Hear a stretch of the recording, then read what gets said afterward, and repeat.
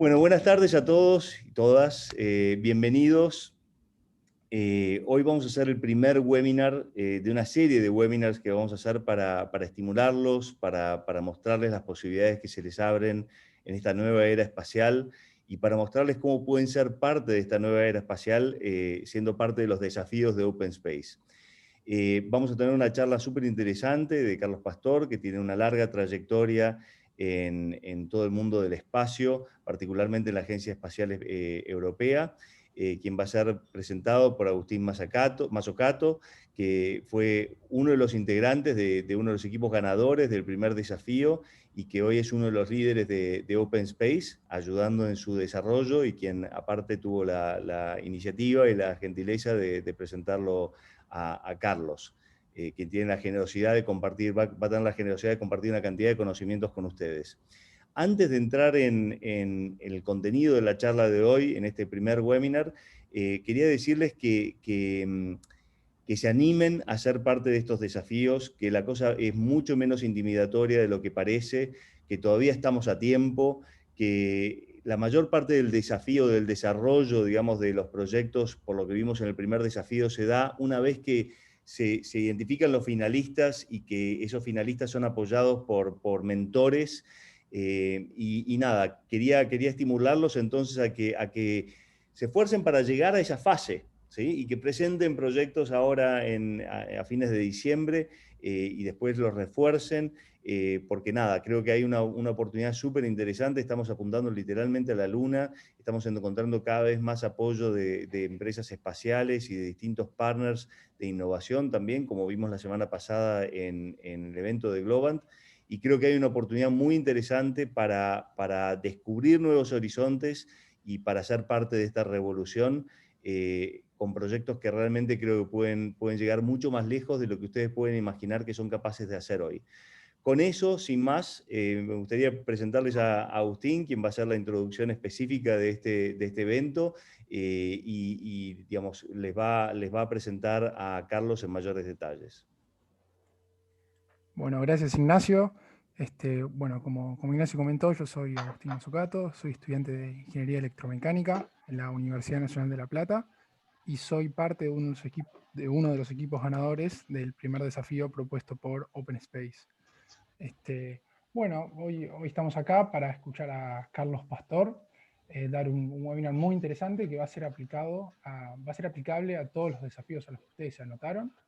Open Space abrió 5 distintos desafíos. Bueno, este webinar va a aplicar a todos ellos porque Carlos va a explicar cómo organizarse y las distintas etapas a tener en cuenta al momento de desarrollar un proyecto aeroespacial.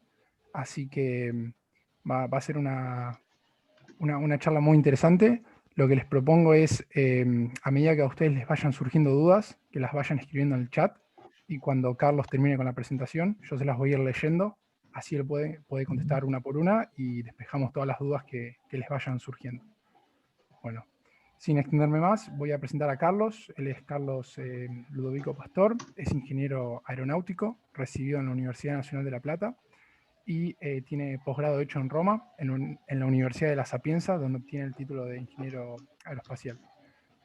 Bueno, estuvo muy involucrado en distintos proyectos de la Agencia Espacial Europea, como fueron el satélite Bepo-SAX, el satélite Cicral 1B o Proyecto Galileo, y estaba muy especializado en lo que es la dinámica orbital, control de actitud y gestión de datos, dentro de más cuestiones.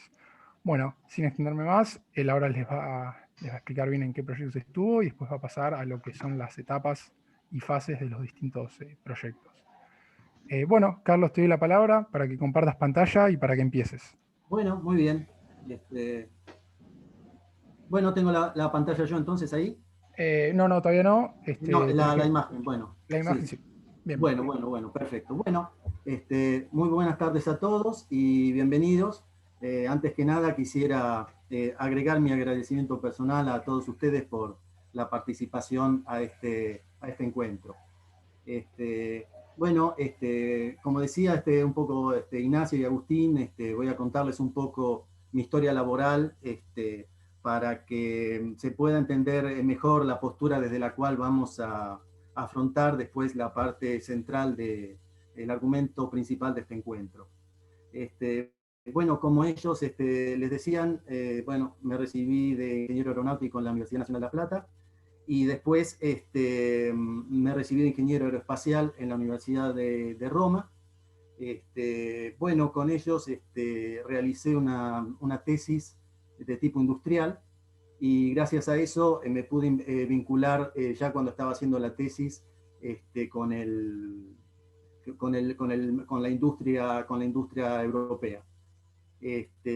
Bueno, al inicio estuve haciendo un trabajo para la empresa con la cual estaba haciendo la tesis, trabajo que tenía que ver sobre todo con estudios, digamos, análisis de órbitas y desarrollo de propagadores orbitales.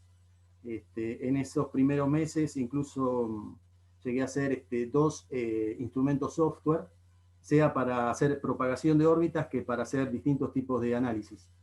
Esto le servía a la empresa mía para hacer estudios internos, pero también le hicimos una linda interfaz con el usuario, y hicimos un producto comercial para venta a otras empresas.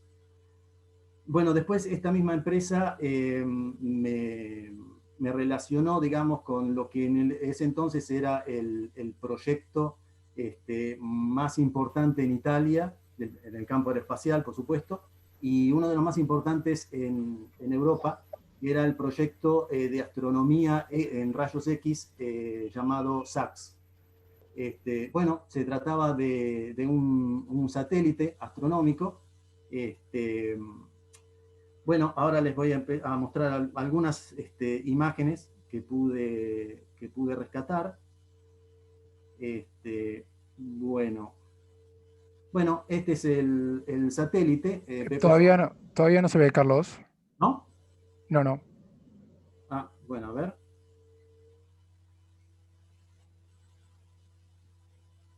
Compartir. ¿Ahora se ve? Ahí ya se ve tu pantalla. Perfecto.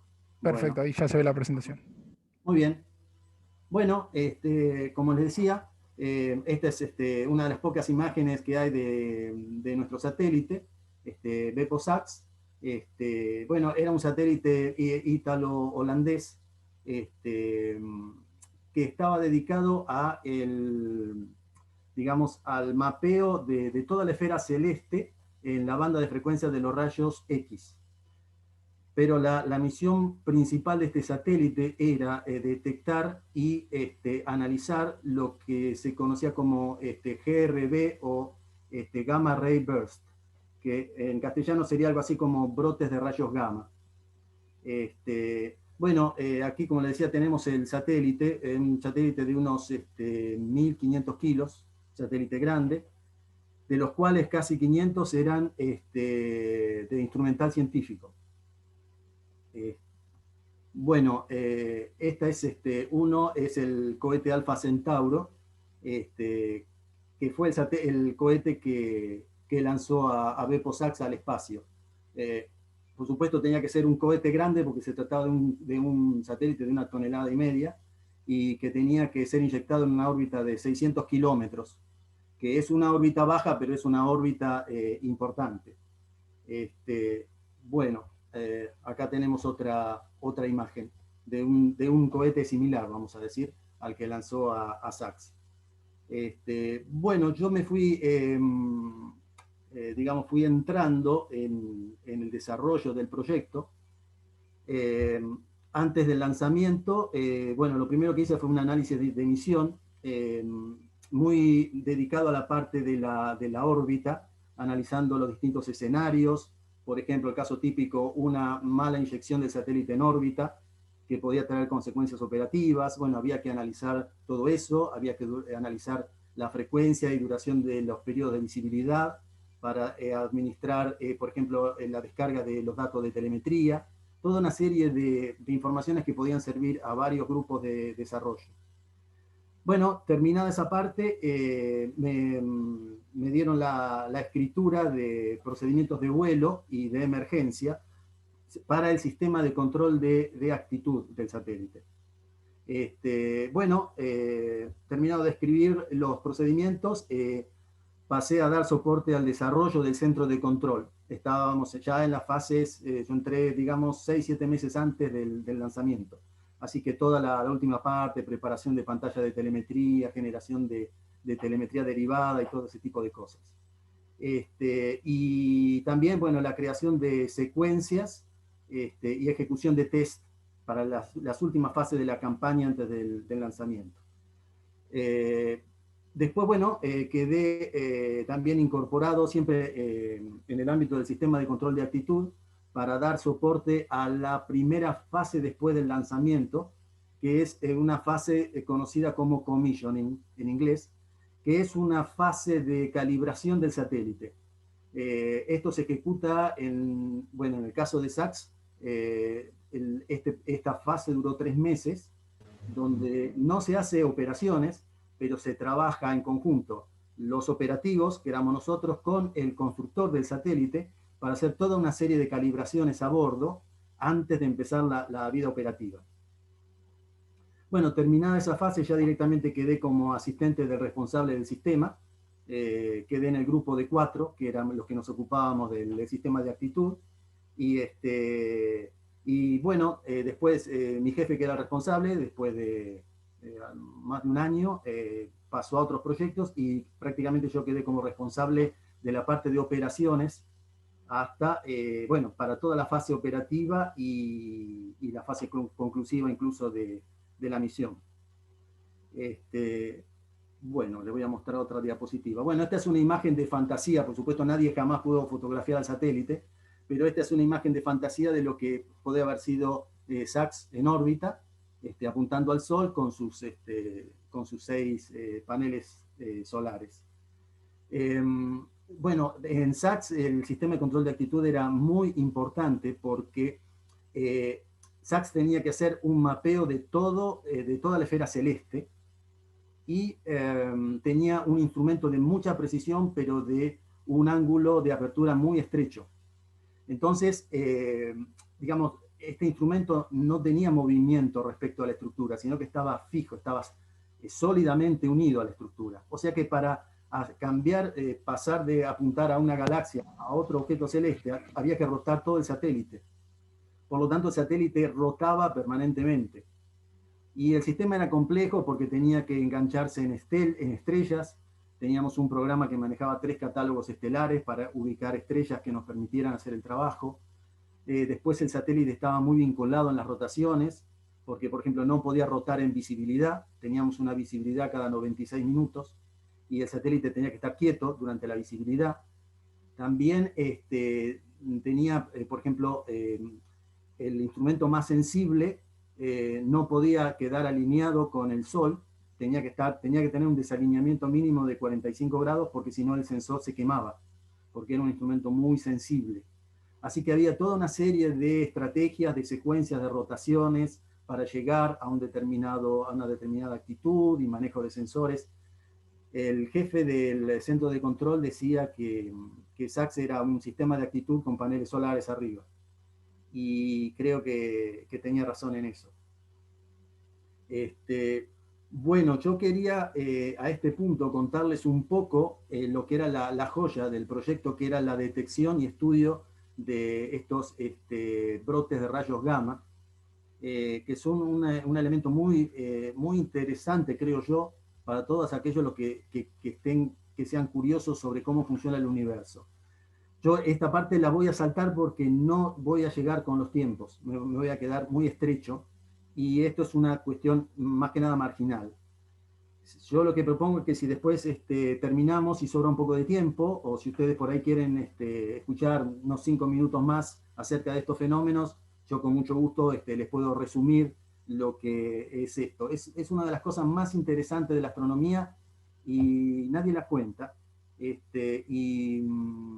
Creo que por ahí puede llegar a valer la pena. Pero bueno, por ahora voy a seguir adelante con el resumen que les estoy haciendo.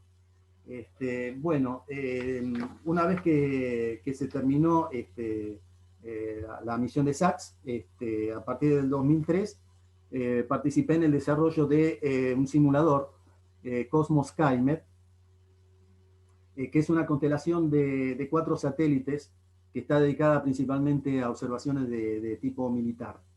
El sistema está aún hoy, porque está en servicio, está patrocinado por la Agencia Espacial Italiana y el Ministerio de Defensa de Italia. Nuestro simulador tenía que simular todo lo que es la parte del satélite, es decir, el centro de control se conectaba a nuestro simulador y el simulador le hacía creer al centro de control que tenía un satélite en operaciones. Así que tenía que simular toda la parte como si el satélite estuviera volando. Eso era muy importante en la fase de simulaciones para entrenar al personal, para simular, por ejemplo, situaciones de emergencia, o para, por ejemplo, probar procedimientos nuevos en la fase operativa, ¿no es cierto? Como un medio de test para verificar que un procedimiento nuevo, por ejemplo, funcionara. Bueno, aquí tenemos otra imagen siempre de artística, de fantasía, de lo que eran estos satélites de la constelación. Bueno, se me encargó también la creación de un algoritmo para simular los efectos del campo gravitacional, los efectos, digamos, sobre la órbita y la actitud. Era un modelo bastante complicado, basado, bueno, en armónicas esféricas, y bueno, para mantener la precisión del modelo, bueno, también me vi obligado a hacer un modelo de alta precisión para el cálculo de la densidad atmosférica, para mantener la concordancia entre la precisión pedida a un modelo y a otro. Y bueno, para ello usé un modelo basado en coeficientes difundidos periódicamente por la NASA. Era un sistema bastante sofisticado, así como las agencias dan los pronósticos del tiempo, la NASA daba una serie de pronósticos sobre estos parámetros para tener valores muy altos de precisión de la densidad de la atmósfera terrestre. Y bueno, y además de todo eso, me dediqué a construir la mayor parte de los modelos de sensores y actuadores de a bordo. Bueno, bueno, acá tenemos otra imagen de fantasía donde vemos cómo operaba la constelación de los cuatro satélites. Bueno, terminado este proyecto, se me encargó de hacer un estudio de factibilidad para la empresa Fiat Avio para determinar si era posible la transferencia de un satélite desde una órbita baja a la órbita geoestacionaria, usando un pequeño motor de propulsión eléctrica. La idea era la de ampliar el uso del lanzador Vega. Acá tenemos una imagen que muestra muy bien los principales lanzadores de la Agencia Espacial Europea.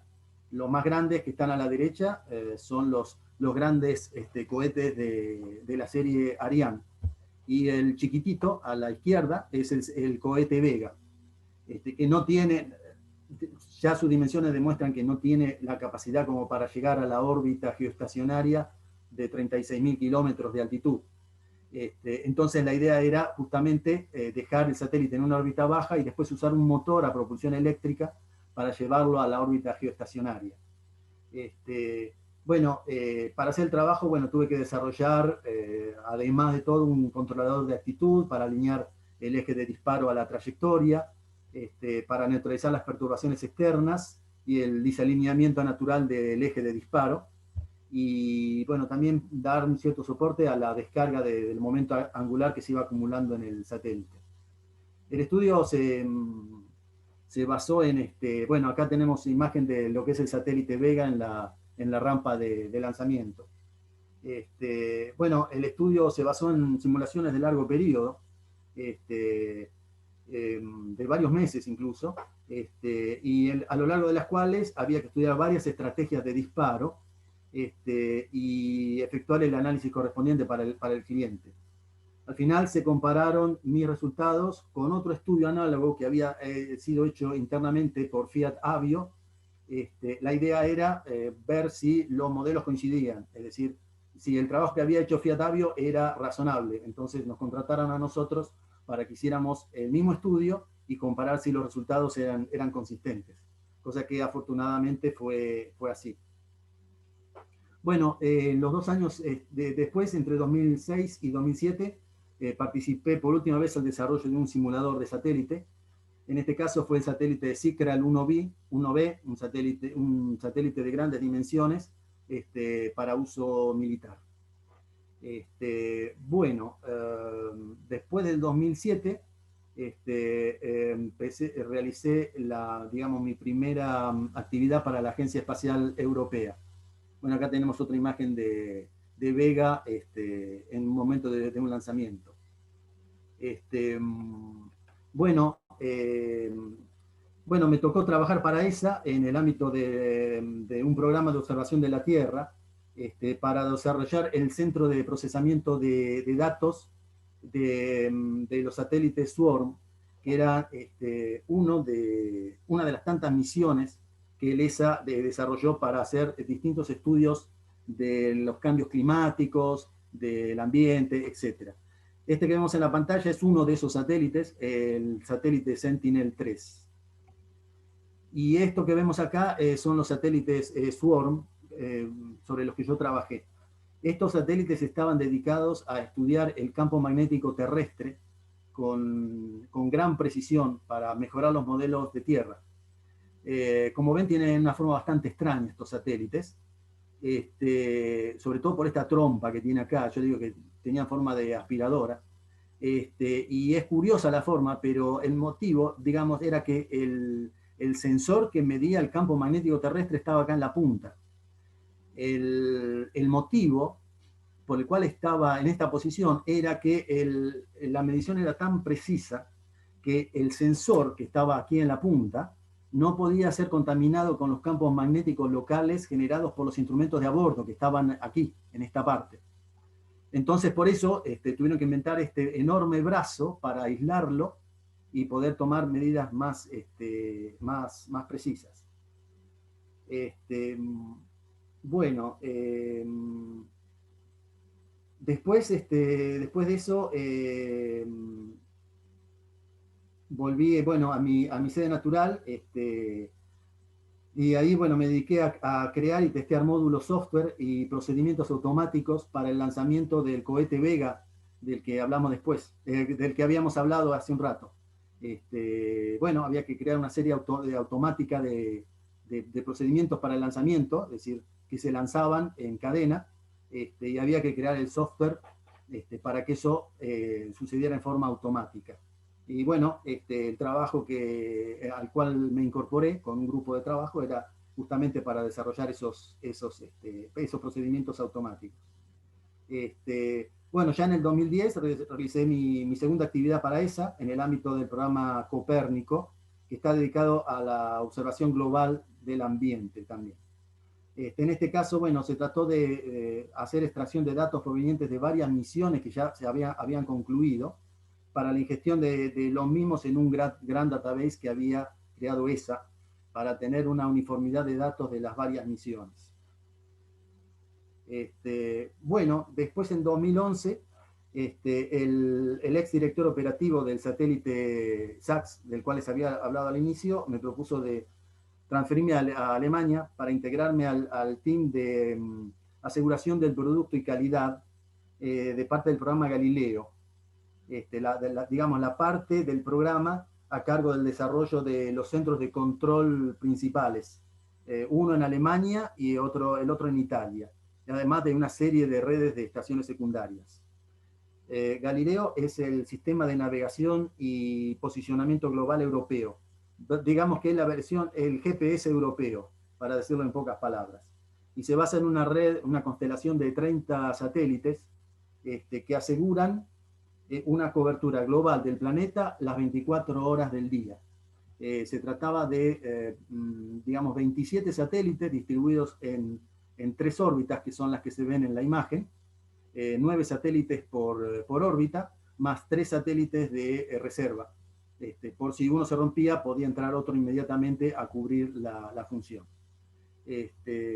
Bueno, yo entré en una fase muy temprana de la misión cuando dejé, recién se habían lanzado los primeros 4 satélites. Bueno, y para terminar quería mostrarle algunas imágenes ilustrativas del proyecto Galileo. Bueno, este es el centro de control en Alemania, uno de los dos centros importantes, como les decía, en Oberpfaffenhofen, cerca de Múnich. Bueno, aquí están en la parte superior están las oficinas, y el centro de control está bajo tierra. Bueno, aquí hay otra imagen similar. Esto está en la sede de la Agencia Espacial Alemana. Bueno, esto es Telespacio en Roma. Esta es la empresa para la cual trabajé la mayor parte de mi vida laboral. Este es el centro del Fucino. Ellos manejan todas las comunicaciones vía satélite de Italia. Y para esto tienen este centro de control que está en el centro del país. Creo que esta foto es un poco antigua. Creo que actualmente la estación terrena se ha alargado sensiblemente. Bueno, este es el ingreso principal a la zona de actividad operativa. Y bueno, aquí hay algunas imágenes de las antenas. Esto está en Avezzano, en el centro de Italia. Este es el ingreso principal.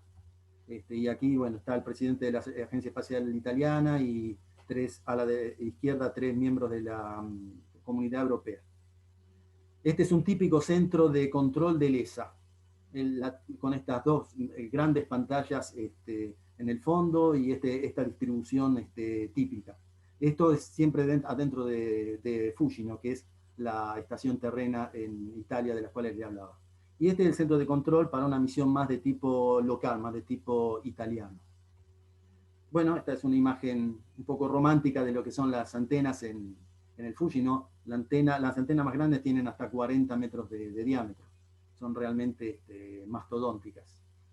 Y bueno, con esta diapositiva terminamos la primera parte, la parte de esta presentación de mi historia laboral. Así que, bueno, Agustín, te paso la palabra. Bárbaro, Carlos, muy interesante lo que contaste. Tenemos una pregunta en el chat de Francisco. Pregunta, una consulta con el satélite aspiradora. ¿La electrónica estaba encerrada por una jaula Faraday o es que podía detectar el campo magnético de los equipos con la jaula integrada? Yo creo que tenía una jaula de protección. Tenía todos los medios de protección porque las medidas eran muy sensibles. Es decir, se quería obtener un modelo de campo magnético de altísima precisión. Así que lo del brazo extendido era una medida extrema para minimizar cualquier interferencia de la electrónica. Pero sí, el aislamiento del instrumento principal era el objetivo fundamental de la misión. Es decir, un aislamiento defectuoso hubiera significado tirar la plata de esa inversión, porque no hubiera servido para nada.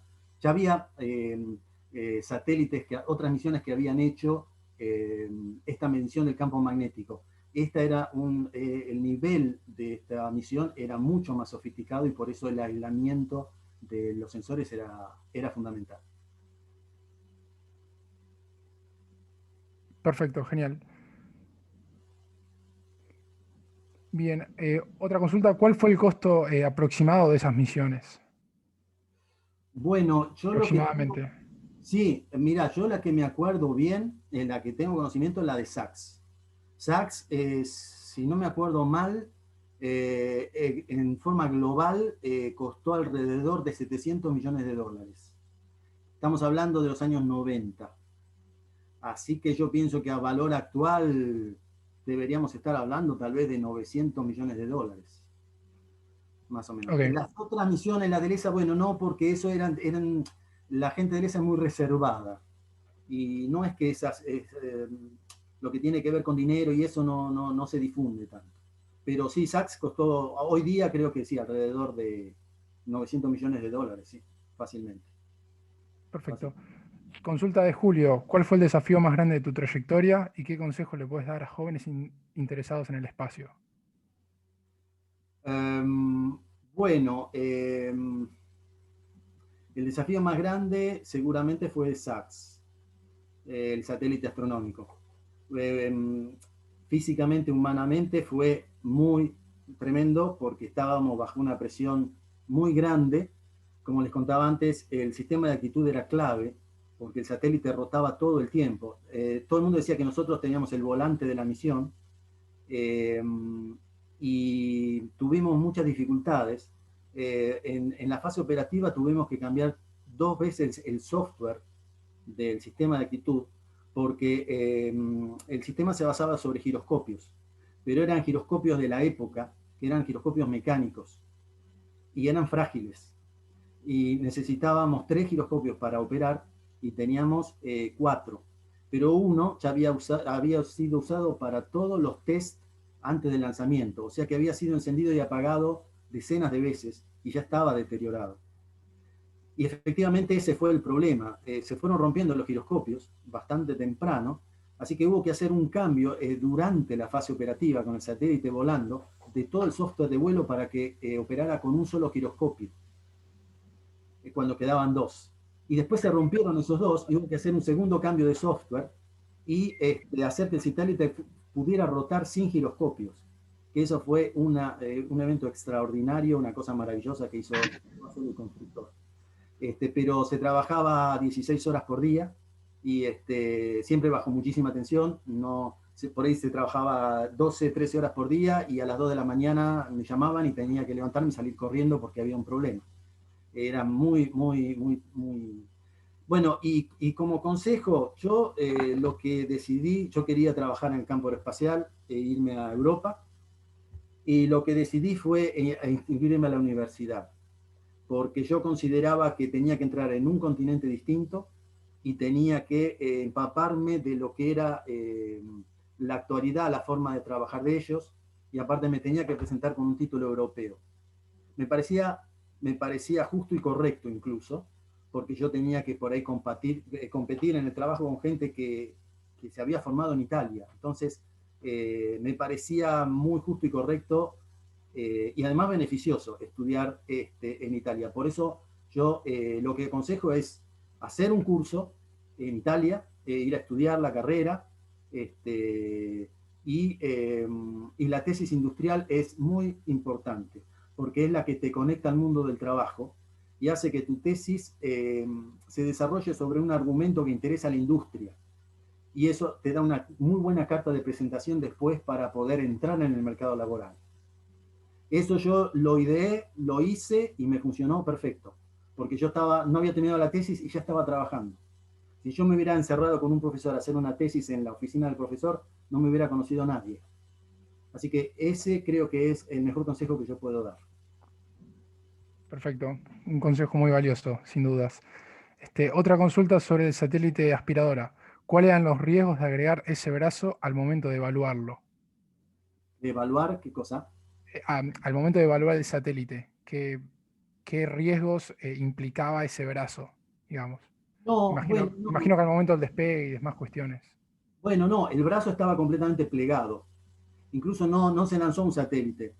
Creo que eran, yo no me acuerdo si eran 2 o 3 satélites, y se lanzaron todos juntos. El brazo estaba plegado y una vez que se ponía en órbita, entonces el brazo se abría.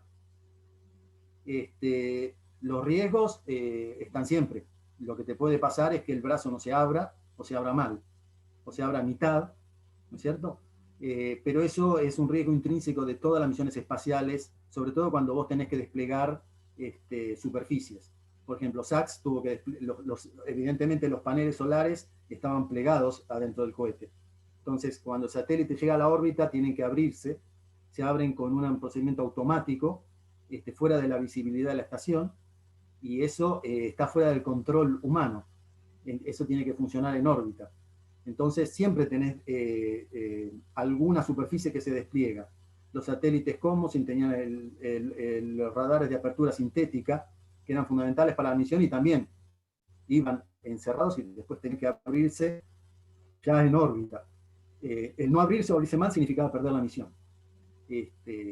No sé si eso contesta más o menos la pregunta. Los riesgos, viste, sí, las vibraciones te pueden romper el brazo, como pueden romper cualquier otro instrumento de a bordo.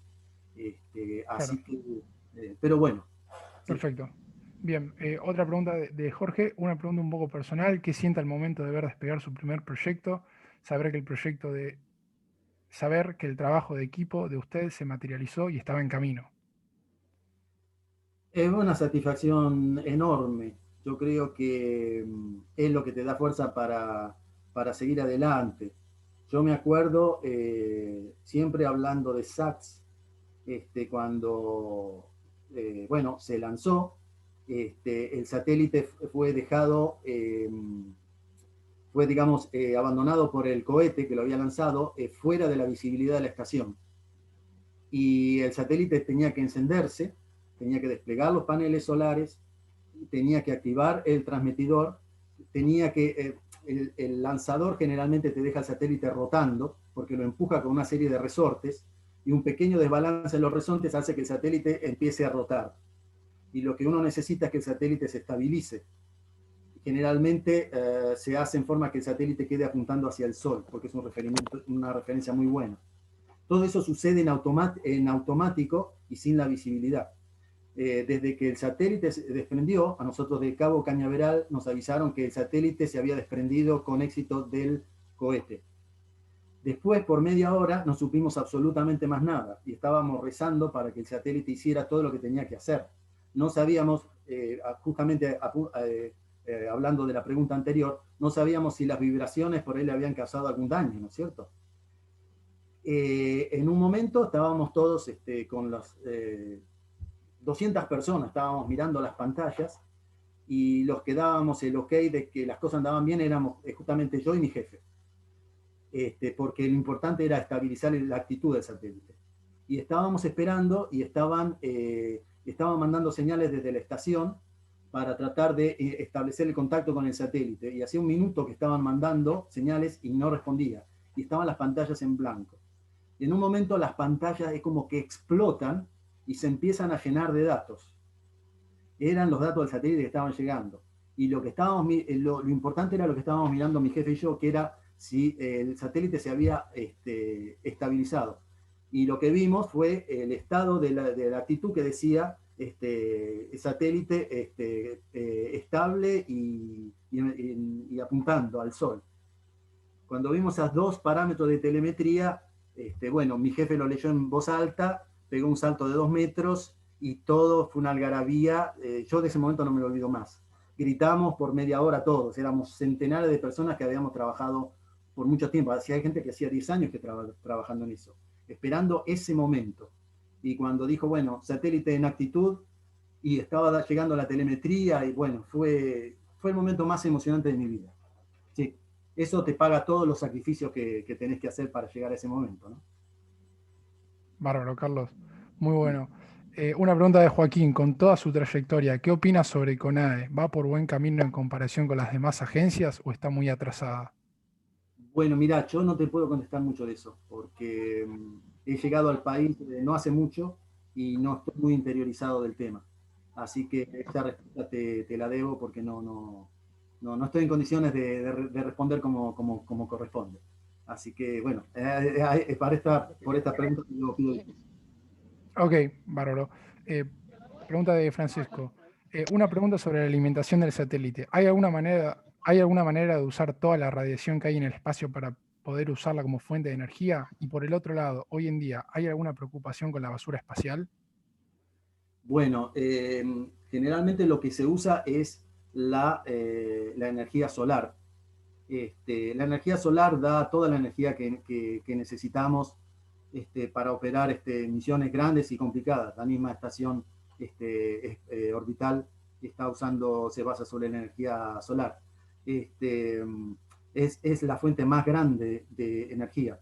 Para captar, digamos, otras fuentes de radiación, lo que se necesita es que los sensores, los instrumentos que captan esa energía, tengan la banda de absorción centrada en esa frecuencia de radiación, ¿no es cierto? Pero, o sea que la cosa es muy selectiva. Si vos estás absorbiendo energía solar con la mayor eficiencia, no podés absorber con la misma eficiencia la energía infrarroja que emite la Tierra, por ejemplo.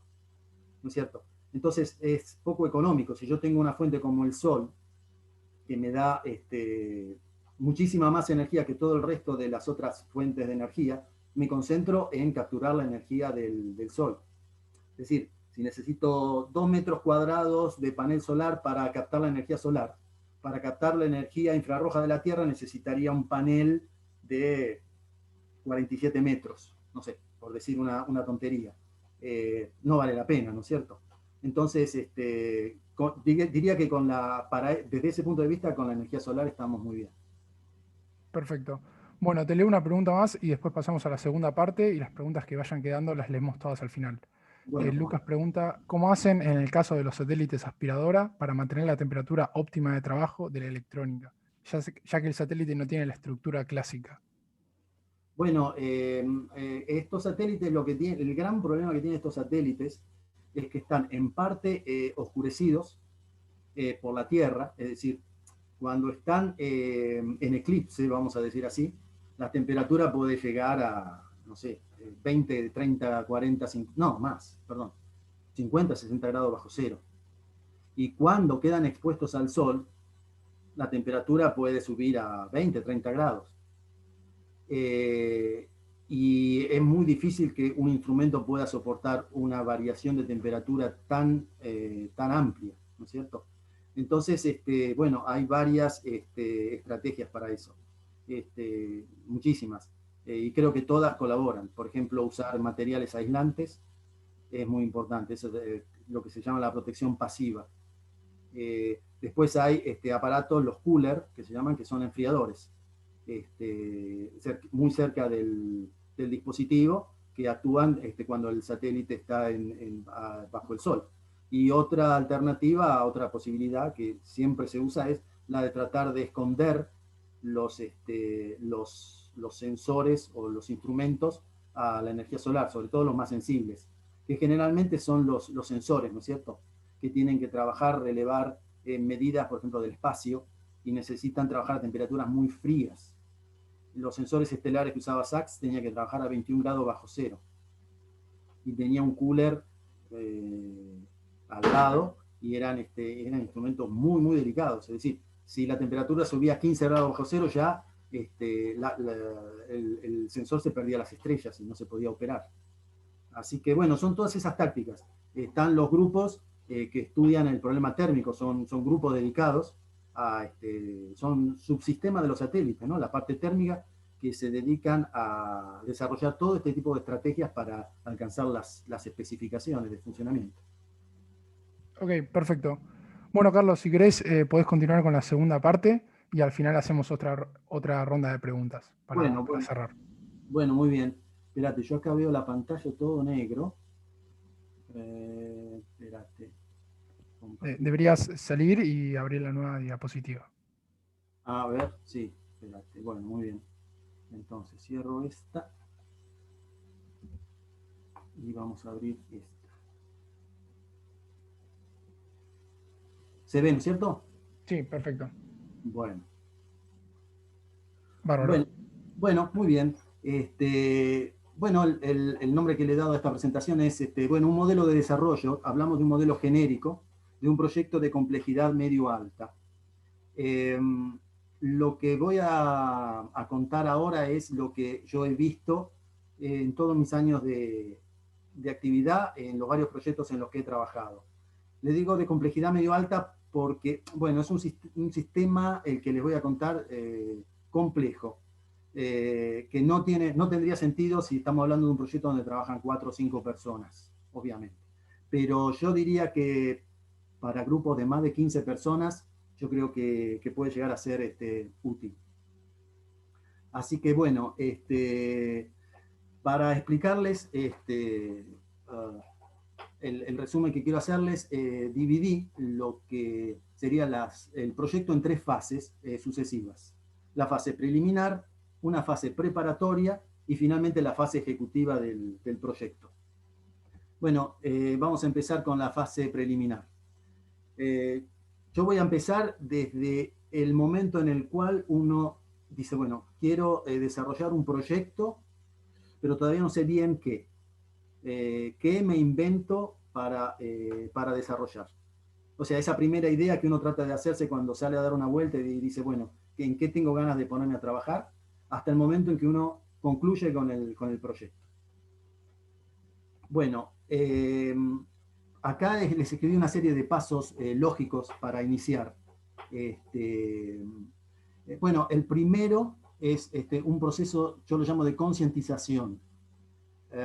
Es muy importante iniciar informándose muy bien de los argumentos que interesan a la comunidad, porque tiene que tratarse de algo que me interesa a mí, algo que tiene que ver con mis estudios, con mi preparación, pero también tiene que interesarle al mercado, porque yo después voy a necesitar mucha colaboración del mercado, voy a necesitar que alguien se interese en usar mi proyecto, voy a necesitar que alguien me financie.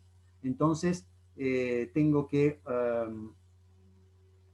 hacer una serie, yo digo que la mejor forma es iniciar con una serie de entrevistas, pedir en instituciones, en ministerios, en universidades, en empresas privadas, ver cuáles son los argumentos que más pueden llegar a interesar o que sean de mayor utilidad. Bueno, en base a eso, ahí sí, uno dice, bueno, vamos a ver qué proyectos podríamos crear en base a las informaciones que recogimos. Por supuesto, esos proyectos tienen que armonizarse con nuestra experiencia, con lo que nosotros queremos hacer, con lo que a nosotros también nos interesa, ¿no? Porque en el hecho de apasionarse en un proyecto también está parte del éxito. Bueno, una vez que uno tiene unas ideas, no tiene que ser un solo proyecto, tiene que ser varios, no demasiados tampoco, para que la cosa no sea dispersiva, pero tiene que ser 3 o 4 proyectos, diría yo, porque algunos al final no van a funcionar y uno se va a tener que quedar con uno, con el que ofrezcan mayores ventajas o menores desventajas, digamos. El paso sucesivo es muy importante, es investigar sobre proyectos iguales o similares. Es decir, aprovechar la experiencia de los demás. Esa es una fuente muy importante de información que hay que aprovechar. La forma en que han sido desarrollados, porque yo puedo tener una idea, la idea puede ser muy buena, pero después con el andar, con el desarrollo, puedo darme cuenta que esa idea tiene muchos problemas, o puede ser que la idea sea perfecta, pero que ya sea obsoleta. Entonces hay que ver los proyectos que han sido desarrollados, las técnicas que han usado, y además cómo les ha ido. No solo cuando les ha ido bien, sino cuando les ha ido mal también, porque eso ayuda a entender qué camino no hay que tomar. Eso es muy importante para el éxito. Bueno, después hay que sentarse cuando uno ya tiene un poco de ideas en la cabeza, hay que sentarse a escribir algunas cosas. Lo primero, lo básico es la emisión de un documento de objetivos. Por supuesto, estas cosas tienen que ser preparadas por todos los que forman parte del proyecto. Un documento de objetivos es una lista de objetivos, diciendo lo que yo quiero hacer. Simplemente eso. En base a la orientación que yo tuve anteriormente, decir, bueno, yo la verdad que quiero hacer un proyecto que sea capaz de hacer esto y esto, ¿no es cierto? En armonía con lo que a la comunidad le interesa. Después hay que hacer un documento de lo que yo llamo, bueno, se llama en Europa documento de concepto, donde te explica cómo pienso alcanzar esos objetivos, ¿no es cierto? Incluso uno puede tener más de una estrategia y expresarlas todas en el documento de concepto como candidatas, ¿no es cierto? Esto da lugar a un proceso interactivo de corrección entre estos dos documentos, porque puede pasar que me doy cuenta que mi estrategia no satisface todos los objetivos, o que uno de los objetivos es demasiado difícil de alcanzar, no encuentro una estrategia que se pueda adaptar bien, que sea económica, que sea veloz, para alcanzar ese objetivo. Entonces, ahí conviene hacer un juego entre la estrategia y los objetivos hasta que uno alcance una cosa armoniosa. Es decir, tengo una estrategia para todos los objetivos y todos los objetivos tienen una estrategia, una cosa que sea coherente. A eso me refiero con el punto 6. Una vez que tengo todo esto, lo que tendría que hacer es un documento de análisis de costos. Cuando hablo de costos no hablo solamente de dinero, sino también hablo de, por ejemplo, los recursos humanos, el tiempo que me va a llevar desarrollar ese proyecto, cuánto estimo yo que me va a llevar. Con respecto a los recursos humanos, una cantidad que se usa, un parámetro que se usa, que es muy cómodo, es la cantidad de horas hombre. Porque es un solo número que nos da una idea muy buena de lo que necesitamos como tiempo y como costo. Es decir, por ejemplo, mi proyecto, yo estimo que necesita 100.000 horas hombre. Eso quiere decir que yo puedo tardar 100 horas y poner 1.000 personas, o puedo tardar 1.000 horas y poniendo 100 personas. ¿No es cierto? Eso después es una cosa que yo voy a administrar cómo distribuyo, pero este es un parámetro que todo el mundo usa y es muy eficaz. Después, una vez que tengo todo esto, lo que hago es un análisis preliminar de factibilidad. Tengo los objetivos que quiero alcanzar, tengo las estrategias que se me ocurrieron para hacerlo y cuánto me va a costar y qué tiempo me va a llevar. Entonces, lo que tengo que hacer es reunirme con mi grupo y decir, bueno, mirando todo esto, ¿el proyecto es viable? Y si no fuera viable, démosle una oportunidad más. ¿Qué modificaciones tendría que hacer para que se haga viable? Eso es un análisis preliminar. En base a todo esto, bueno, uno empieza a buscar los financiadores del proyecto. Las instituciones, la industria, es decir, los mismos a los cuales fuimos a preguntarles probablemente qué proyectos podían llegar a interesarles. Y acá es muy importante usar todos estos documentos que yo hablaba antes, porque al financiador ver todos estos documentos le demuestran que nuestro proyecto es serio y le demuestra que nuestra idea no es alocada. No es que quiero hacer esto, esto y esto porque lo cuento, sino porque lo tengo respaldado con documentación. Eso da una muy buena impresión y ayuda a conseguir financiadores. Una vez que yo tengo la respuesta de los que me pueden financiar, y tengo una propuesta concreta económica, es decir, no propuestas en el aire. Tiene que ser gente que se comprometa realmente a invertir en el proyecto. Entonces, en base al soporte que yo tengo, entonces ahí hago el análisis final de factibilidad. Entonces digo, bueno, necesito 100 millones de dólares, pero conseguí 20. No lo puedo hacer. Conseguí 80. Bueno, me puedo ajustar un poco, ver un poco, bajar un poco los objetivos, bueno, y capaz que llego. En base a eso, esto que yo les conté, hay que hacerlo para cada uno de esos 3 o 4 proyectos que les decía al inicio que hay que tener en mente. En base a eso, tengo que elegir el proyecto que sea mejor.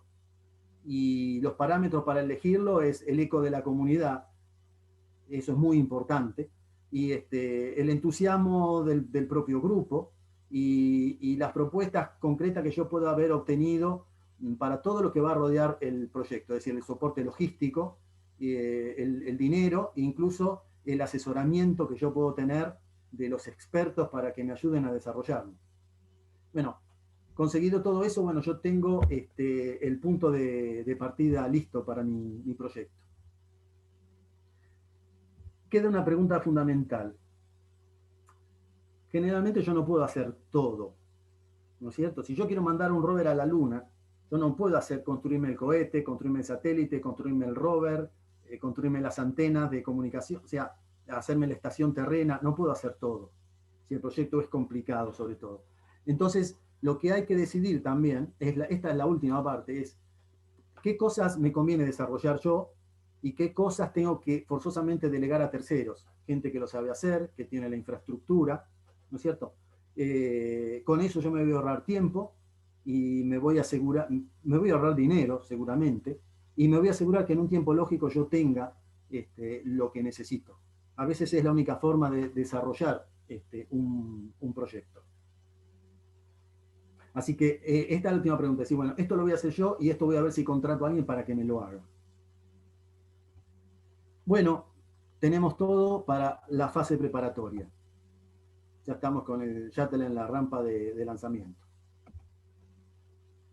Bueno, la fase de preparatoria inicia con 2 documentos muy importantes. El documento de sistema, que hace una descripción general de lo que yo voy a hacer, y propone ya una división de trabajo, es decir, la división del proyecto en subsistemas.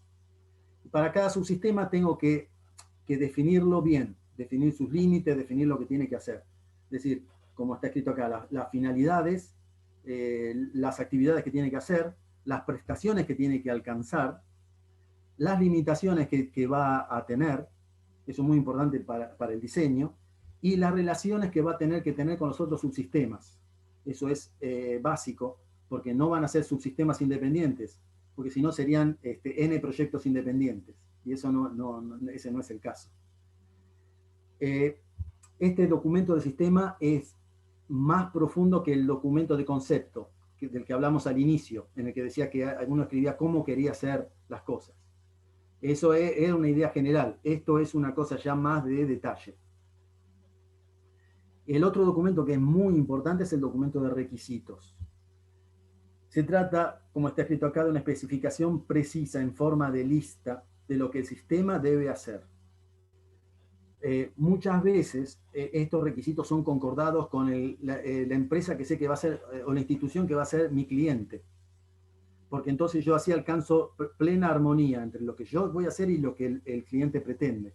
Muchas veces se arman mesas donde se discuten los requisitos con el cliente. Los requisitos son de dos tipos, son funcionales y de robustez. Los funcionales dice lo que cada cosa que mi proyecto va a hacer.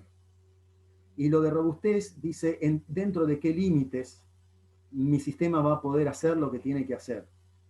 Es decir, si yo voy a hacer un sensor estelar, yo digo, bueno, mi sensor tiene que detectar estrellas. Eso es lo que mi sistema tiene que hacer. Bueno, la robustez. Mi sensor va a trabajar bien si trabaja entre menos 25 y menos 15 grados, o sea, entre 15 y 25 grados bajo cero. ¿No es cierto? Hasta ahí mi sistema es robusto.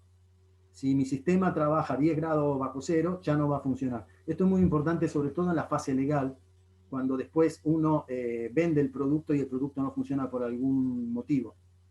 Si el producto estaba dentro de los límites de robustez, la culpa es mía. Pero si está fuera de los límites, el problema es del que lo compró. Legalmente eso puede significar millones de dólares. Así que toda esta parte es muy crítica. Bueno, cada requisito debe tener una identificación bien precisa y cada uno va a ser verificado más adelante en las etapas de los test del proyecto. Otro documento fundamental es el manual de procedimientos. Este manual no tiene que ver con el proyecto, tiene que ver con la organización que lo va a desarrollar. Bueno, la organización tiene que darse una estructura a sí misma. Y bueno, una serie de protocolos de trabajo para llevar adelante todas las actividades cotidianas, las actividades críticas, bueno, para adoptar políticas. Todo tiene que quedar bien sentado en este manual.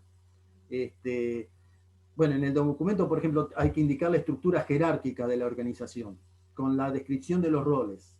Es importante no escribir los nombres de las personas, eso es un error que se comete muy seguido.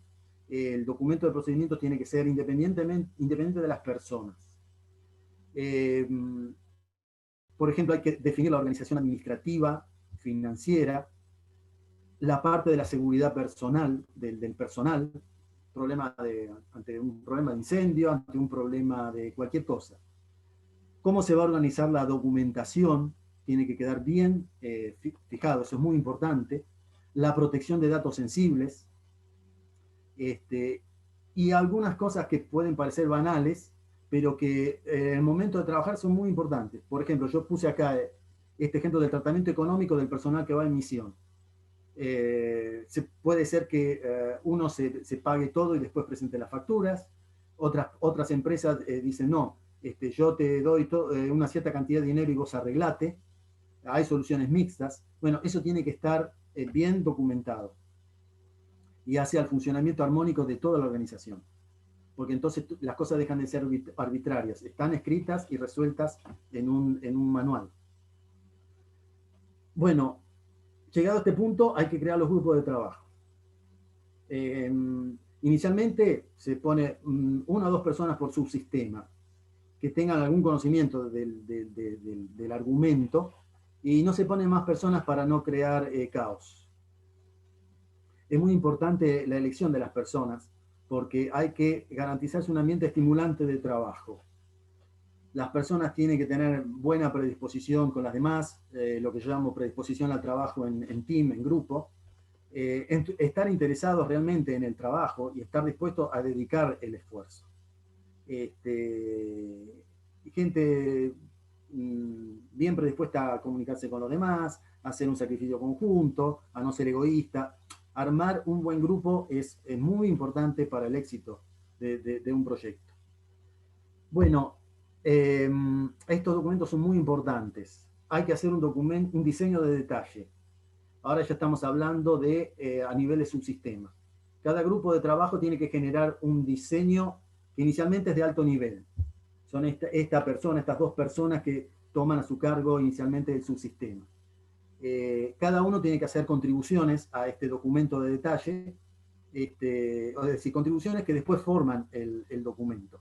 El documento de detalle después va a ir creciendo a medida que el proyecto se va desarrollando. Por eso digo, al inicio es un diseño de alto nivel. Después un documento de arquitectura, que se complementa con el documento de detalle. El documento de arquitectura, generalmente uno encuentra un montón de esquemas, diagramas a bloques, planos eléctricos, y acompañados con descripciones muy breves. Cuando uno quiere ver la panorámica total del proyecto, cosa que a veces es muy necesaria, va al documento de arquitectura.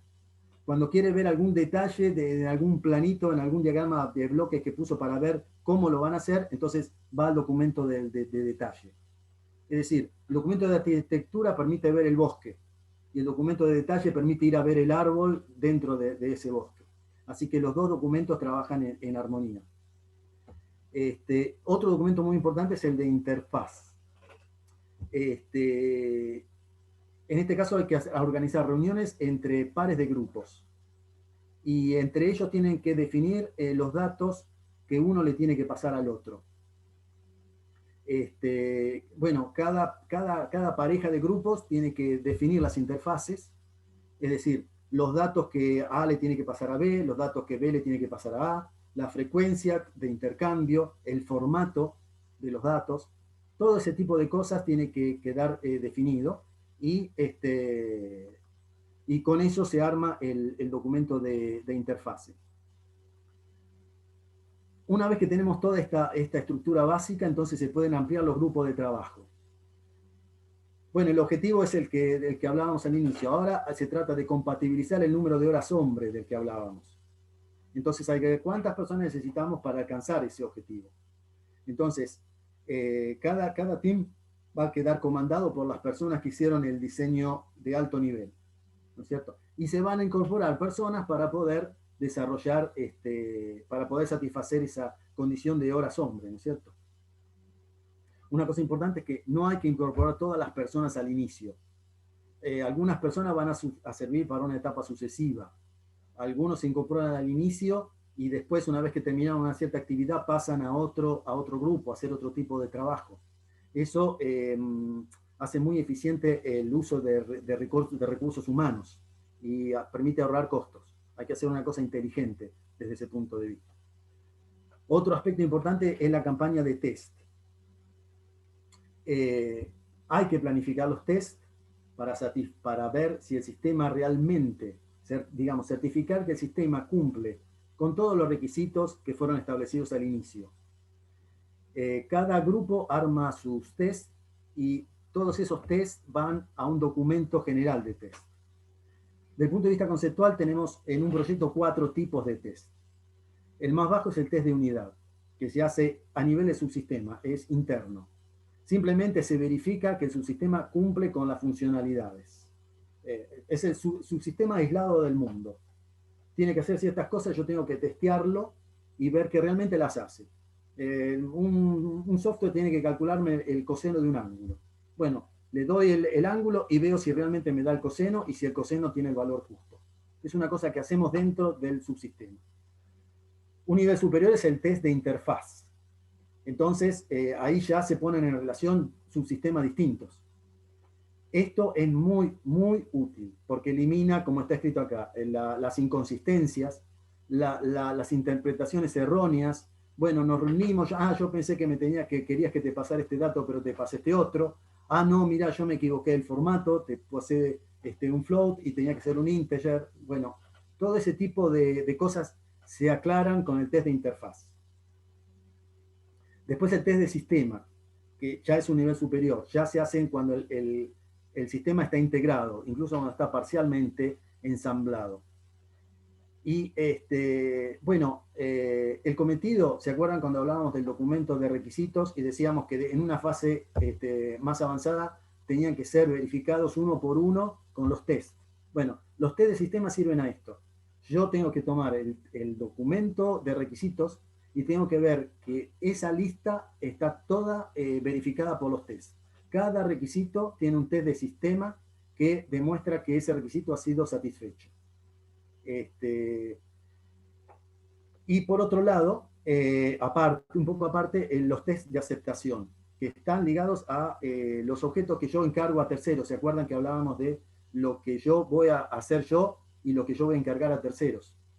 Cuando ese tercero desarrolla el producto y me lo quiere entregar, yo le tengo que hacer un test de aceptación para ver si cumple con todos los requisitos que yo le pasé a esa empresa, a ese grupo. Solo si todos los tests de aceptación pasan, entonces yo se lo acepto y literalmente se lo pago. Bueno, otra actividad es el procurement, que se trata de hacer investigación de mercado para ir adquiriendo todos los insumos que yo voy a necesitar para desarrollar mi proyecto. Bueno, puede incluso tratarse de comisión de un sistema entero, del que hablábamos recién. Bueno, las investigaciones de mercado tienen que basarse en el tipo de producto que yo estoy necesitando específicamente, la relación calidad-costo, obviamente, la confiabilidad, que también va entre los requisitos del sistema, y la disponibilidad que yo tenga en el mercado del producto. Obviamente, bueno, está de más decir que yo voy a ir teniendo financiamiento progresivo, así que voy a necesitar, me va a convenir ir comprando los insumos en forma progresiva. Bueno, esto es una de las partes más importantes del proyecto, que es la creación de la timeline. Generalmente se hace con estos diagramas de Gantt. La timeline es la organización de cómo voy a ejecutar mi proyecto.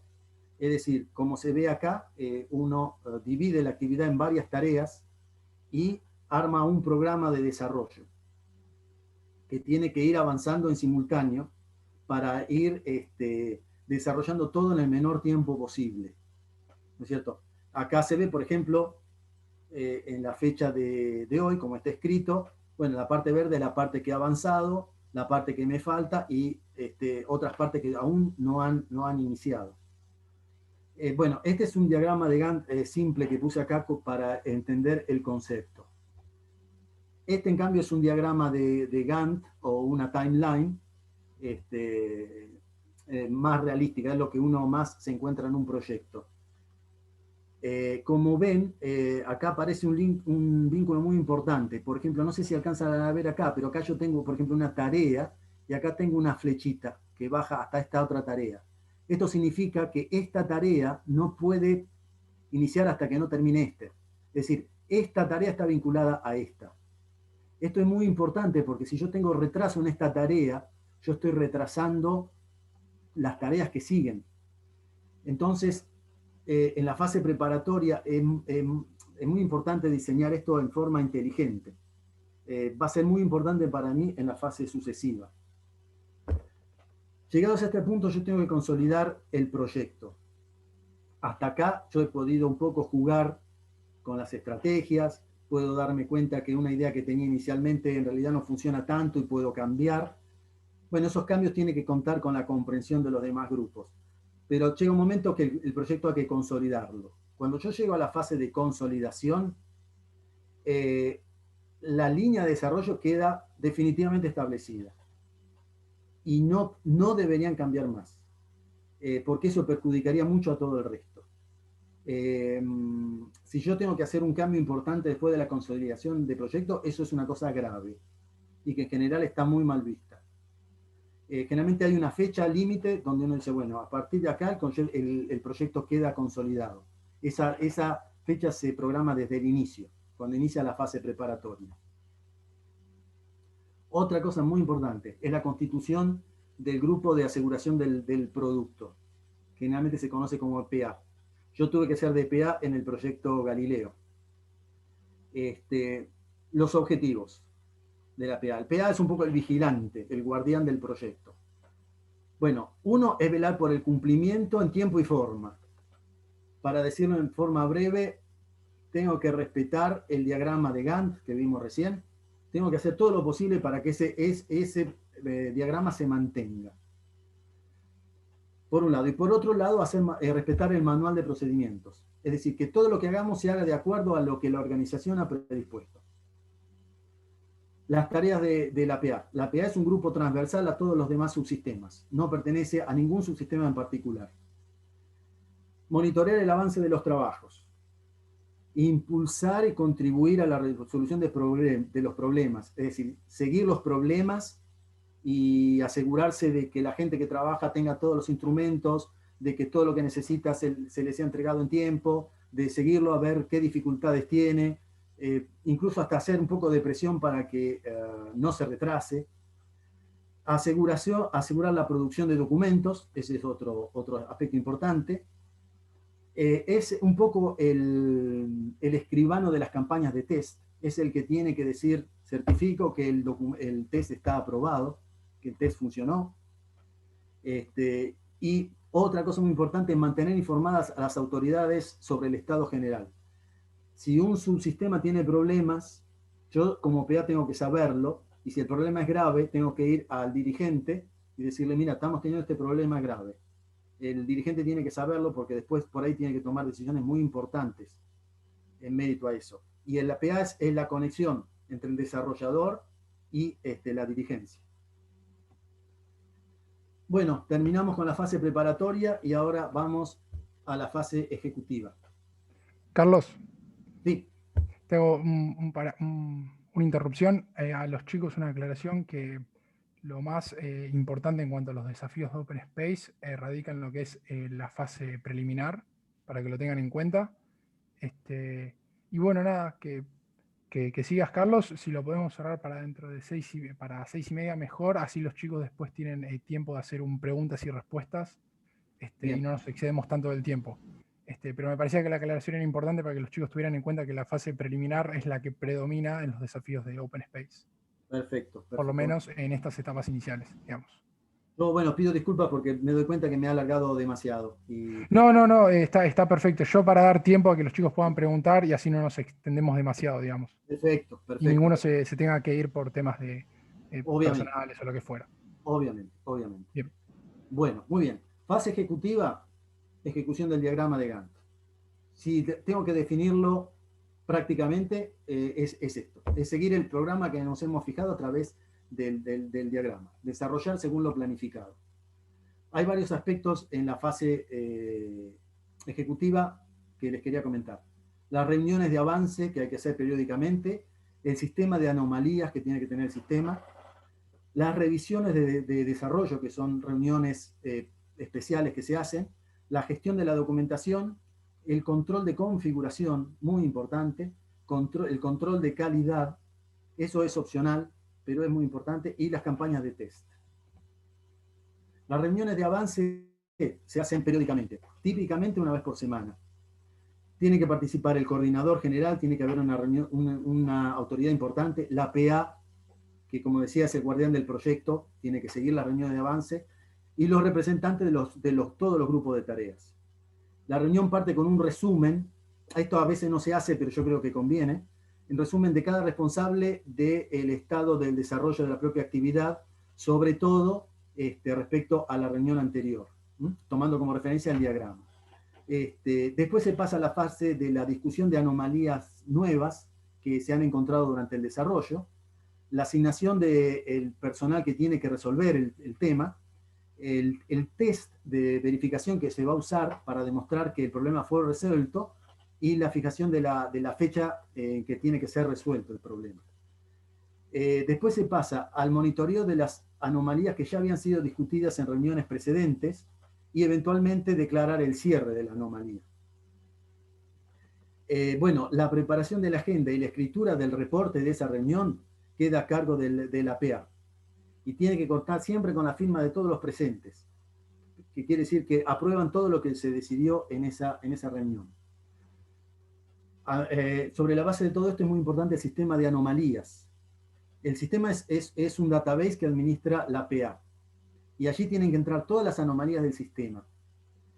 Por cada anomalía tenemos que tener un identificativo bien claro, un título que la describe, su prioridad de resolución. Hay anomalías que son muy importantes, de prioridad alta, por ejemplo, que pueden afectar el desarrollo del sistema.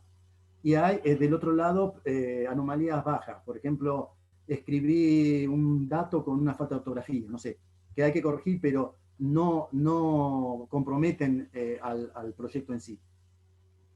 El autor, el que descubrió el error, o sea, el autor y la fecha en que lo abrió, el estado, nuevo, si todavía no entró en una discusión, en una reunión de avance, pendiente si está para cerrarse o cerrada. La fecha prevista del cierre y el identificativo del test que va a demostrar que realmente se cerró. Los desarrolladores tienen que tener acceso al database, pero solo para abrir una anomalía y para leerla.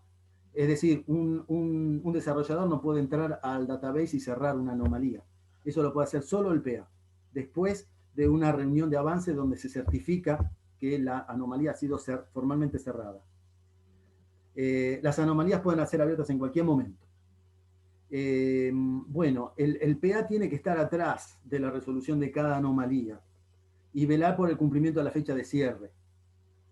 Tiene que contactar a las personas, tiene que seguir, llamar, ver que las cosas vayan evolucionando bien, es decir, tiene que seguir los problemas. El test de cierre tiene que ser verificado por el que generó la anomalía. Después tenemos otro tipo de reunión, que son las reviews de desarrollo.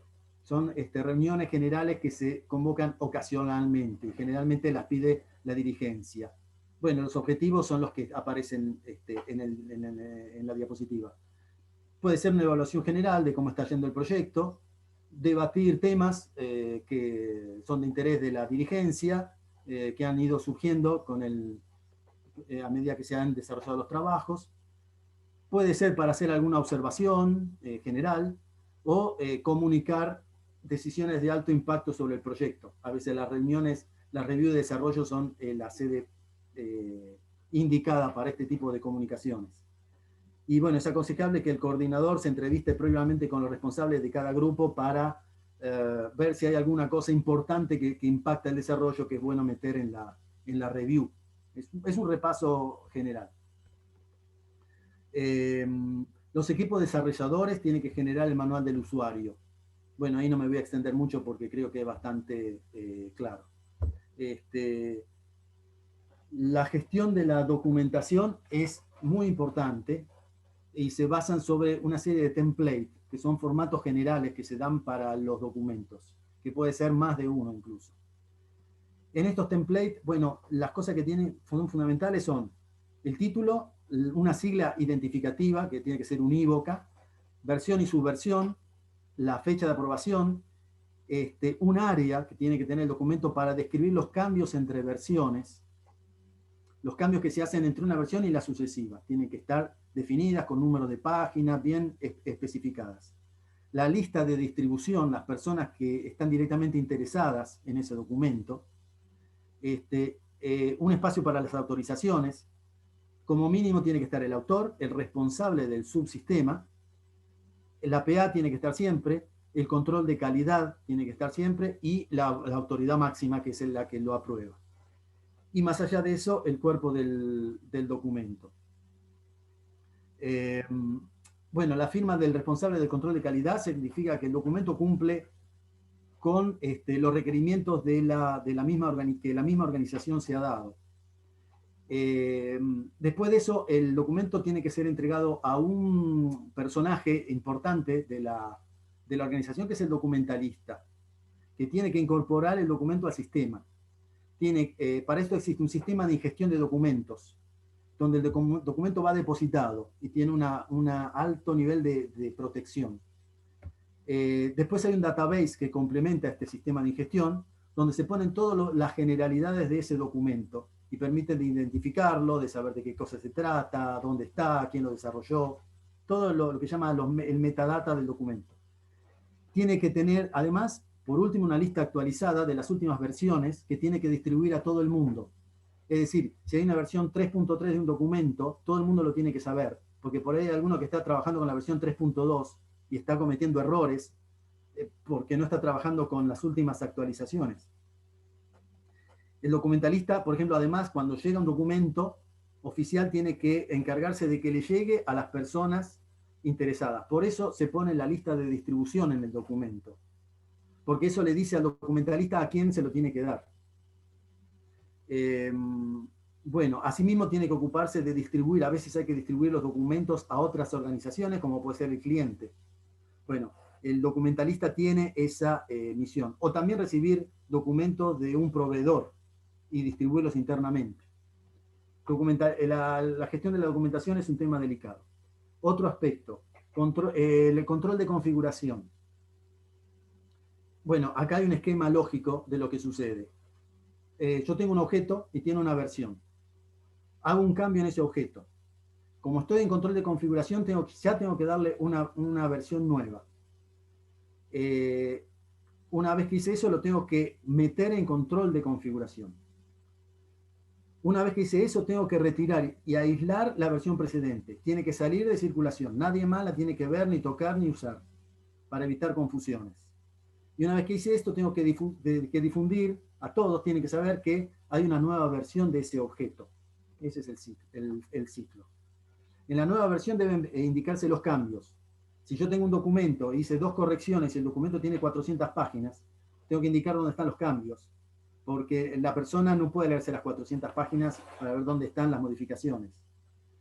Bueno, cuando los cambios son menores se incrementa la subversión y si no, la versión. Bueno, lo dije, la versión tiene que ser, el presente tiene que ser retirada. Bueno, para ir acelerando, es muy importante también tener una versión de, digamos, un sistema de backup, de copia de todos los documentos, los databases, todo tiene que tener un backup, porque si se pierde por alguna situación, yo tengo que tener una copia de seguridad. Incluso es bueno tener más de una que estén alojadas en sedes diferentes. Si yo tengo un incendio, se me quema el sistema, tengo todo en la sede donde estoy trabajando. Hay un incendio y me perdí todo, incluso la copia de backup. Por eso es bueno tenerlo también en sedes diferentes. Estas actividades de backup hay que hacerlas seguido. Típicamente haces una vez por semana y generalmente haces en el viernes a las 6 de la tarde cuando todo el mundo se fue y dejó de trabajar. Bueno, es recomendable dejar transcurrir un cierto tiempo a partir del inicio de la fase ejecutiva. Sí. Bueno, hay que dejar pasar un cierto tiempo antes de que los sistemas entren en control de configuración, porque yo al inicio del proyecto voy a cometer muchos errores y no me puedo poner a generar una versión nueva por cada pequeño error que cometí. Pero cuando ya cada proyecto está más o menos ha sido lanzado, se ha consolidado, entonces ahí sí pongo todo bajo control de configuración. Las reglas de control de configuración tienen que estar adentro del manual de procedimientos. Es una de esas cosas que tienen que ir en el manual de la organización. Y respecto a las versiones, es común que muchas versiones se hagan no por correcciones, sino porque han sido planificadas a priori. Yo quiero una primera versión antes de junio que me dé este mínimo de cosas. Quiero una segunda versión para diciembre que ya me dé estas otras cosas. Así que, bueno, ese puede ser un motivo para ir cambiando versiones. Otro aspecto, el control de calidad. Yo puse acá muy recomendado. Hay muchas organizaciones que no lo tienen, pero da mucho prestigio a la organización tener un sistema de control de calidad. Calidad se refiere a la eficiencia en la forma de organizarse y desarrollar el trabajo. La actividad, ¿en qué consiste? En adherir a una norma de calidad. Hay muchas normas internacionales, sobre todo las ISO, son muy difundidas, que no dicen cómo uno tiene que hacer el trabajo, sino que dicen qué principios hay que seguir para hacer un buen trabajo. Es decir, la organización se la da a uno, pero tiene que seguir ciertos principios. Esos principios están indicados en la norma. Seguir la norma significa que uno está así trabajando bien. El monitoreo de que esa norma se cumple una vez que uno la ha adoptada está a cargo de un grupo aparte, que es el grupo de calidad, que generalmente es el mismo que hace la PA. PA y QA están relacionados. Yo personalmente hacía PA y QA, hacía las dos cosas. La actividad de QA se basa en auditorías, que son entrevistas según un cuestionario que prepara el auditor. Esto puede incluir inspecciones y se centra en el cumplimiento del manual de procedimientos. Yo tengo que entrevistar a una persona y ver que está trabajando según lo que está escrito en el manual que la propia empresa se dio. Hay que hacer un reporte de auditorías donde aparecen las anomalías que el auditor encuentra y también sugerencias, que no son anomalías, pero son cosas que el auditor ve y le aconseja al entrevistado para que mejore su trabajo. Una cosa que se recomienda mucho es obtener un certificado de calidad. Yo hasta ahora hablé de calidad interna. Hay organizaciones internacionales que otorgan certificados de calidad. Esos certificados cuestan trabajo, hay que prepararse, son difíciles de pasar y cuestan dinero porque se cobran caras. Pero una organización que tiene un certificado internacional de calidad se presenta muy bien ante el mercado. Muchas empresas pagan de buen gusto para obtener el certificado y poder mostrarlo a los clientes. Así que eso es un aspecto muy, muy importante. Bueno, yo no sé, acá tenemos 7 diapositivas de T de sistema, pero me parece que ya estamos cortos de tiempo, ya llegamos a las 6:30, Agustín. Si querés, Carlos, pasábamos a la parte de preguntas, que los chicos hicieron un par de preguntas en el chat, así despejamos todas las dudas que haya. Sí, perfecto. ¿Te parece? ¿Sí? ¿Cómo no? De acuerdo. Bien, empiezo leyendo la primera de Jorge. Una consulta, a la hora de tener un grupo PA, ¿es mejor tener un equipo multidisciplinar?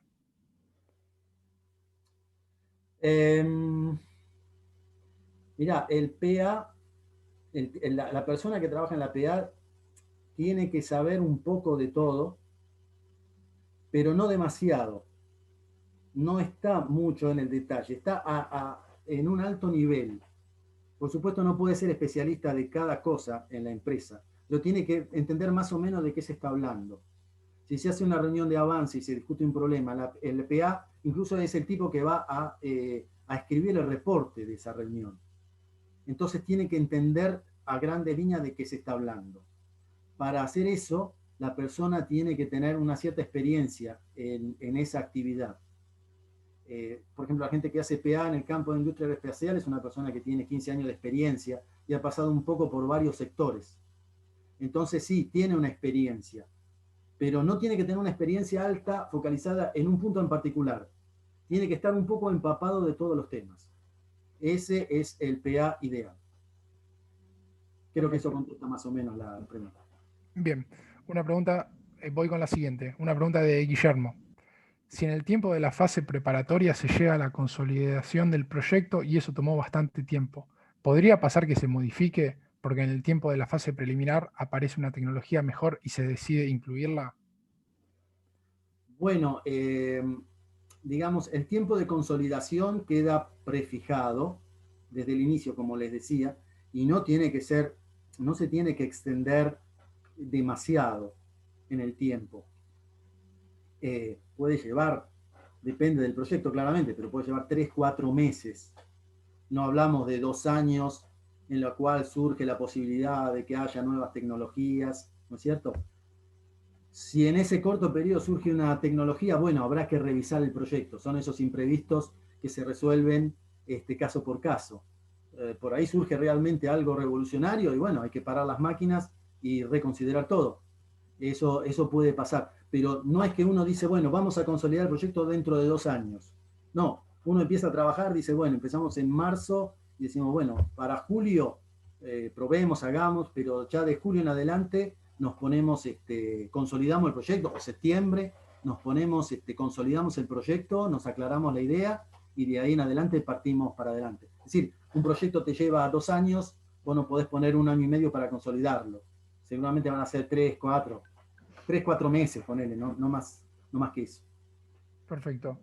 Fede escribe, es importante mencionar que hay muchísimos software hoy disponibles para trasladar este trabajo a la nube en entornos privados y seguros, inclusive la asignación de tareas relacionadas con el seguimiento de la documentación.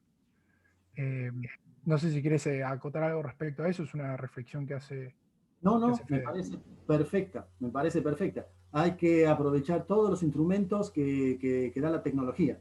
Lo importante es tener sistemas seguros.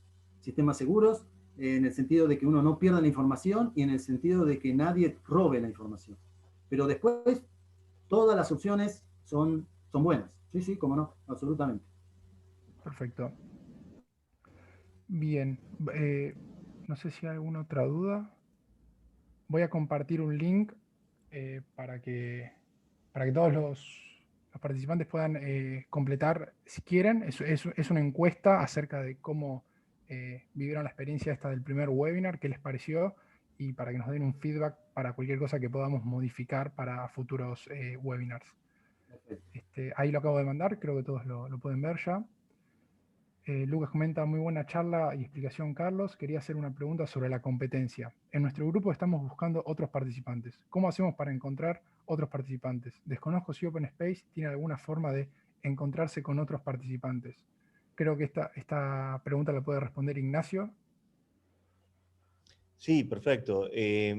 A ver, lo que estamos proponiendo para hacer eso es, si ustedes hacen un post en Instagram diciendo que están participando de Open Space y que están buscando, digamos, otros co-equippers, otros miembros del equipo y particularmente qué es lo que buscan, nosotros podemos disponibilizar eso para los otros miembros, digamos, las otras personas que están registradas y también podemos hacer en todo caso, digamos, podemos replicar digamos, lo que ustedes difundieron para que si ustedes nos arroban, digamos, o de alguna forma nos copian en esa comunicación, podemos darle visibilidad para que ustedes puedan establecer las conexiones. Creo que esa va a ser una forma bastante efectiva de conectar. Fuera de eso, lo que vamos a hacer en los próximos webinars es también presentar a los equipos que han participado hasta ahora para, digamos, en los primeros desafíos, para que ellos cuenten cómo es que ellos hicieron para conectarse y crear equipos multidisciplinarios de distintas universidades. Entre los finalistas teníamos 5 equipos con 41 participantes en total, o sea que un promedio bastante elevado de número de participantes por equipo, y teníamos participantes de 8 provincias y de 10 universidades. Entonces, nada, creo que hay una oportunidad bastante grande de conectar con otras personas y estamos encantados de tratar de ayudar para eso. Creo que, de vuelta, la mejor forma para evitar temas de privacidad y no cometer ninguna imprudencia es que ustedes divulguen públicamente que están buscando gente y nosotros los ayudamos a conectar y a darles difusión a ese hecho. Perfecto. Bueno, sigo leyendo. Gran webinar de Guillermo, muy bueno el webinar. Excelente charla, Carlos. Aspectos muy valorables a la hora de plantear un proyecto de estas dimensiones. Y consulta acerca de si se pueden compartir las diapositivas. Bueno, si no habría ningún problema, eso después se puede mandar por mail. ¿Qué te parece, Ignacio? Sí, perfecto. Así todos pueden consultarlo, ¿no? Porque creo que es un material interesante a modo de guía. Bueno. Por si se les escapó algo o quieren consultar de nuevo algo que Carlos haya hecho, creo que estaría bueno que lo pudieran tener en formato PDF, por ejemplo. Sí, si Carlos está dispuesto, por supuesto. Sí está dispuesto, Carlos. No, con mucho gusto. Muchísimo gusto, sí, va a ser un placer. Perfecto. Claro. Porque entiendo que fueron muchas cosas que capaz que a alguien se le pasó algo y bueno, para que lo tengan a modo de guía, ¿no? Y de material de consulta.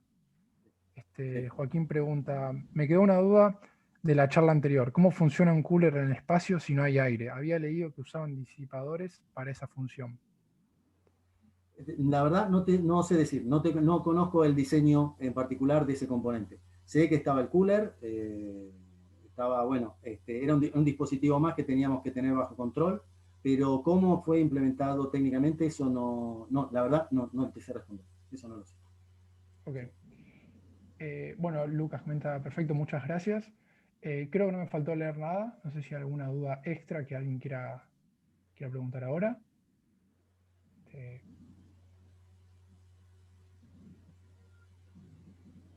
Aprovechamos este momento, Carlos, para preguntarte si querés decir algo más, unas palabras finales como para cerrar, o algún consejo final que que le quieras dar a los chicos al momento de que ellos encaren sus proyectos. No, nada más. Bueno, decirles simplemente que estoy a disposición para cualquier consulta, para cualquier soporte que necesiten.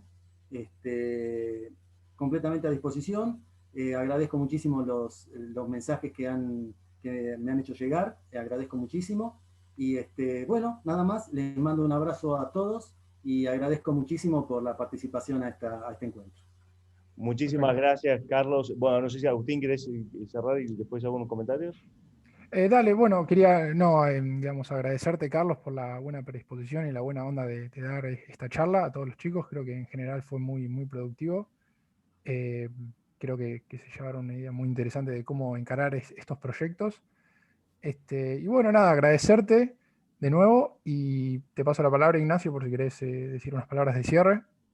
Buenísimo, muchísimas gracias. Y hoy creo que vimos muchas cosas. Vimos que por un lado tenemos una posibilidad de ser parte de esta revolución espacial.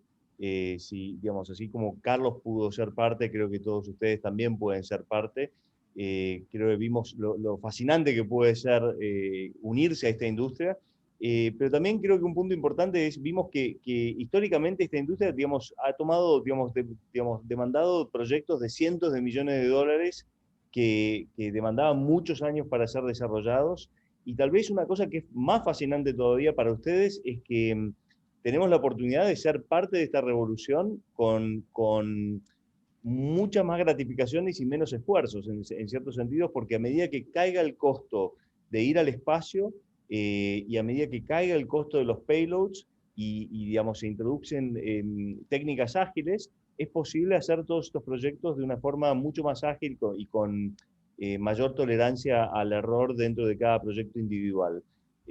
Lo cual creo que va a ser con que tengamos todo el lado fascinante y tomando los mejores elementos de lo que dijo Carlos y la estructura y la lógica general de lo que nos compartió Carlos hoy, poder hacer las cosas de una forma que tiene muchas más gratificaciones con menos esfuerzo, lo cual creo que va a ser algo súper apasionante. De todas maneras, en el caso de OpenSpace, digamos, todo esto, digamos, tengan en cuenta que es cómo se hacen los proyectos en gran envergadura. En el caso de OpenSpace, estamos haciendo proyectos todavía más chiquitos de lo que hace la industria como un todo, como para que sean mucho más accesibles y tomen mucho menos esfuerzo del lado de ustedes, pero también lleguen muy lejos. Así que con ese contexto, digamos, creo que podemos encerrar la reunión y agradecerle a Carlos porque nos dio un pantallazo de cómo es que trabajan los grandes, cómo trabaja la Agencia Espacial Europea, cómo trabaja la NASA, cómo se hacen los proyectos de gran envergadura o de envergadura media, pero media para lo que es la industria históricamente, y recordarles que a ustedes se les abre la posibilidad de hacer proyectos mucho más simples y de tener esa misma adrenalina de poner un proyecto en el espacio con mucho menos esfuerzo como digamos, vimos en el caso de los chicos que participaron en el primer desafío. Sin más, les vamos a estar dando más novedades, invitándolos a nuevos webinars. Vamos a estar dándoles mucho apoyo en las próximas semanas. Y de nuevo, anímense porque esto es mucho más accesible de lo que parece y es paso a paso, como fue mostrando Carlos a lo largo de la sesión, y los vamos a ir acompañando a lo largo del proceso. Muchísimas gracias y paramos por acá. Muchísimas gracias.